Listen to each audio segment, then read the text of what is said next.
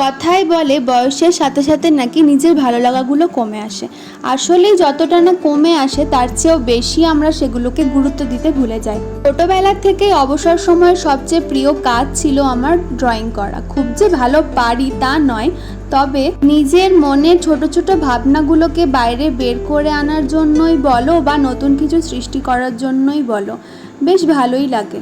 তাই আর কি এদিন কিছু সময় পেতেই বসে পড়েছিলাম পেন খাতা নিয়ে। তারপর কিছুক্ষণ পর মনে হলো এই ছোটো ছোটো গল্পগুলো না হয় তোমাদের সাথেও শেয়ার করে নিই, কিন্তু ভিডিও করার জন্য আমার সেরকম সেট আপ না থাকায় বেশ সমস্যাই হচ্ছিল। তাই বলে কি প্রত্যেক সমস্যার তো সমাধানও থাকে, তাই আর কি অগত্যা ঘরের দেওয়ালি ভরসা।